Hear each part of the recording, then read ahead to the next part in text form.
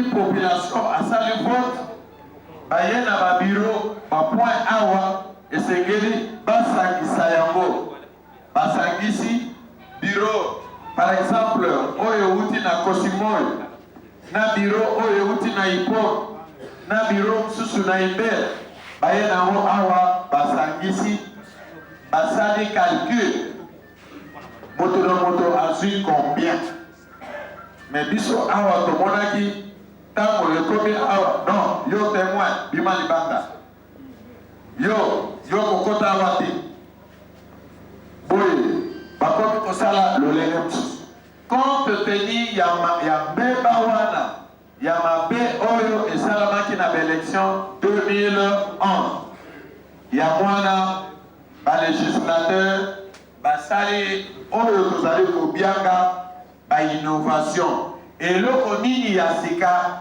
ekoti na mobeko oyo tozalaki na yango na 2011 ezali 8 points 8 innovation ya liboso ezali ko renforcer na botanga yango na lopoto mpe na limboli na lingala le renforcement des pouvoirs du ministère public et du juge dans le contentieux de la nullité des candidatures pour des raisons d'ordre public. Kocha photo ya moto na biro ya vote. Bapekisi moto oyo azali autorisé te akota okoti. Bapekisi soki campagne esili moto akoki su kokoba komba campagne te seke makambo oyo nyonso bapekisi bato bazalaki kosala yango epuis bato wana bapesaki bango etumbu te na malamu balobi soki bazwi yo omoni batie deja baprocureur batie deja bamagistrat soki bazwi yo na tribunal kaka awa nazobenga ba tribunal de paix bakangi yo soki mobeko oyo obuki bakoki kosambisa yo awa te bakangi yo basika batie yo na mutuka bamemi yo esika mbeba oyo osali mpona koperturbe baélection ekoki kosambisa seke barenforce pouvoir yana ministère public ye moto asala nini akangi ye moto akanaka asambisi mpe ye moto apesaka etu alobi moto oyo il faut 5 ans de prison donc point ya liboso na kokota na mwa musindo na kopesaka exemple moko mpo il faut tozwa moment bino mpe botuna mituna ntango biso tokosilisa mpo toyanola ntango bokobima awa moto na moto asala keba mpo ngai akotaki deja kuna le renforcement de la sanction pénale participerait directement ou indirectement à l'entreprise d'altération de résultats. Mutu nyonso oyo akoparticipe na kobongolaka bapoint. Donc mutu azwaki 10 points yo na bureau ya compilation okomisi yango 100 points. To papier original oyo eutaki na bureau de vote eza na 5 points bino kuna bobakisi 1 point 5 ekomi boni 15 ko altere ezali nini na français difficile kobalola wana ezali nga na français difficile ko changer na français ya kitoko ya lopoto altere kobongola ko falsifier hein bolongoli oyo ezalaki botie eloko mosusu sanction pénale okomi kuna na biro ngai nazali superviseur soki bazwi yo sur le terrain moi superviseur mpo baoyo bakozala wana neti batemoin bakozwa bakonsi omoni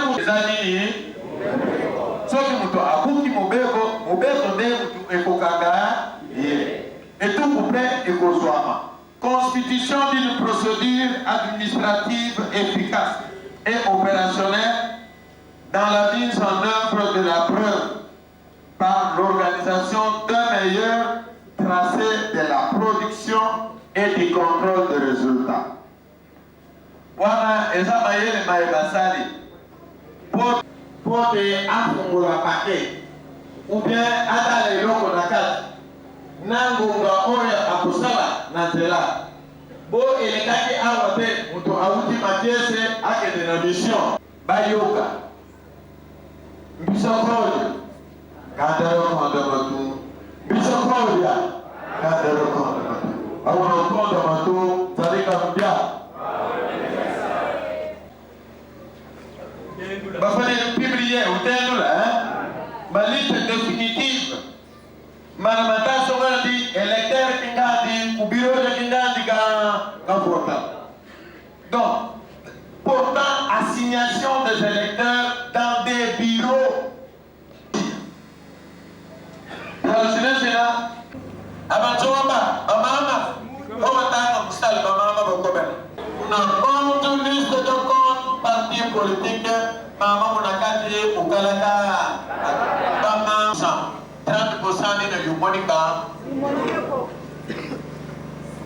Bouton à mon frère de Banabase, Nawananga, il y a plus fort reste, c'est-à-dire Banabase, à part les gars qui y a remplir les conditions. Bon, ben Banabase dit, il y a des natures qui sont là, Batouri, Hotouri. Nawala di bana baselenge naluti di bahakulo mumatonte, c'est-à-dire on a luti di matonte kapatika di matonte makwa mata on a katu mutu bagi di matatu una wotel kapatika di matonte bon donc le mutu ko una bafoti mbomba una groupe ma conseiller mais toi il y a le long à mettre mon cas d'accord.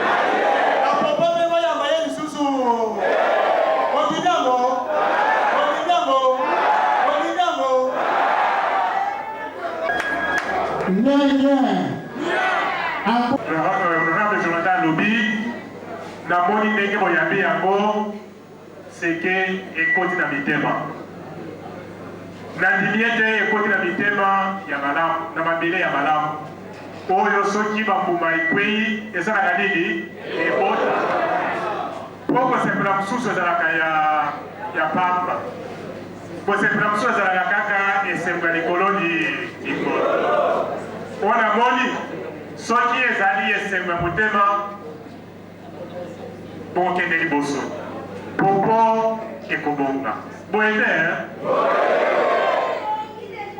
soki bobongoli mitema na solo nzambe akosala kati na bino mpe mpoyo malamu ekomonana yango nazali kosenga nzambe oyo yanga oyo boyebi yawe apambola bino apambola mpe basali ya pesi bino parce que bango bazali kaka ba simple serviteur.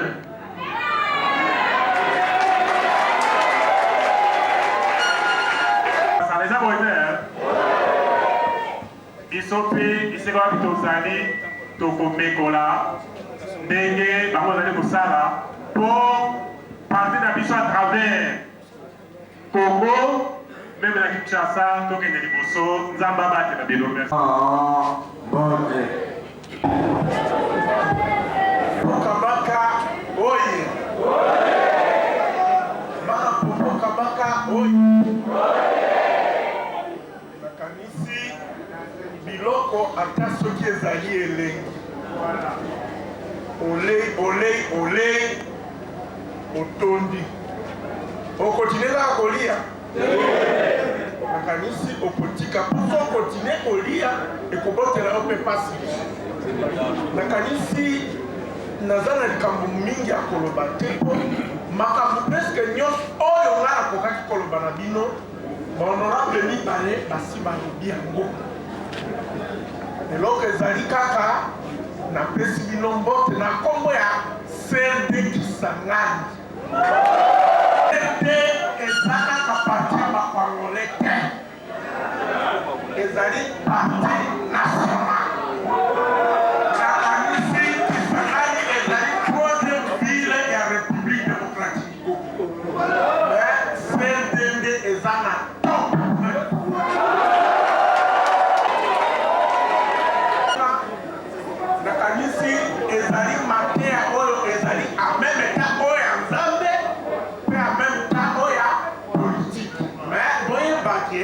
matea wana bouti koyoka ezali matea malamu po etei nano te bozala na bomoko bozala divize te po ntango botiki nzela na kati ya bokabwani bomoko ezali susu te mpe sukasuka ekipe kopola or poso na biso ezali te ekipe pola te me tokende nde liboso po objectif ya parti politique ezali nini ezali d'abord au conquérir pouvoir.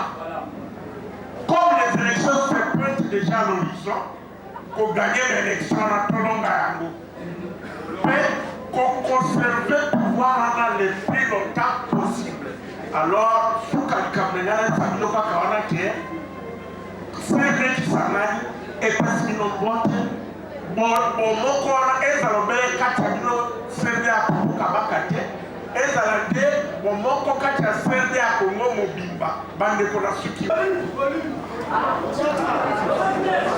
bamajorete oyo babimaki awa mpona nyonso bango moko mpe baye kobakisa mpe baye kosukisa na kati ya matene ntango biso nyonso tosimbani mpo totalisa bomoko eza na motuna te. C'était seulement pour vous remercier, ma population. Ensuite, pour la senga na bino na likambo etali loi électorale. Voici bolimboli nyonso population pe eyoki. Mais na lingi bo insister ya mingi puisque vous expliquer likambo ndenge nini kolonga na groupement qui est mati na secteur. Mais boye bolimbola te ndenge nini ekokoma tina commune po bato na biso awa makambo na bango ezalaka ya pitofale nalingi te lobi ezala boye. J'aimerais revenir côté ya groupement qui s'était tolandeli nga moko tant que représentant na bango na landeli, mais j'aimerais que vous puissiez y revenir pour voir que ça va partir la secteur ndenge nini tokende kosuka na commune.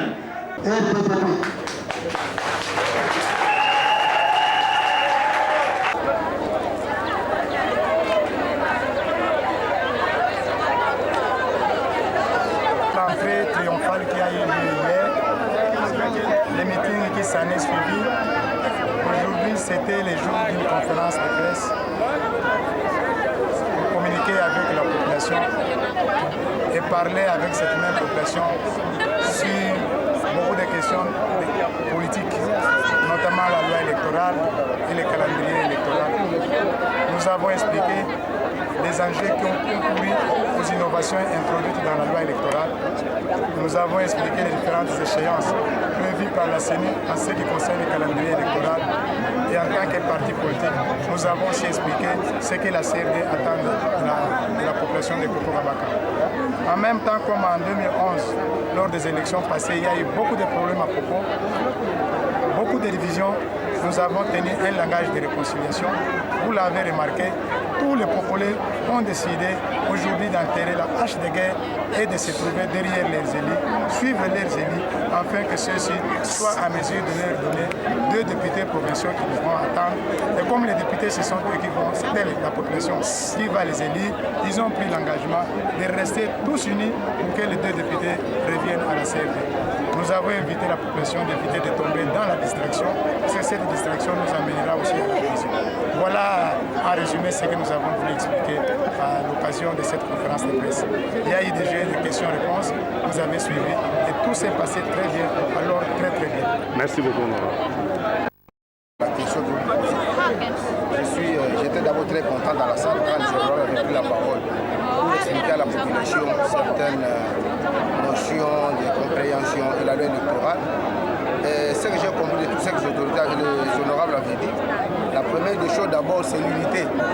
On va parler de la loi électorale, je vais d'abord m'intéresser à la population qui est notre base. L'humilité, l'unité. Et tous nous nous mettons autour d'une table, tous nous nous mettons ensemble pour voir d'abord, pas les intérêts personnels, mais ce que nous pouvons faire pour la population de Poko-Kabaka. Quant aux élections, au calendrier électoral, vous avez vu les honorables ont eu à démontrer à la fin du public ceux qui sont venus dans la salle.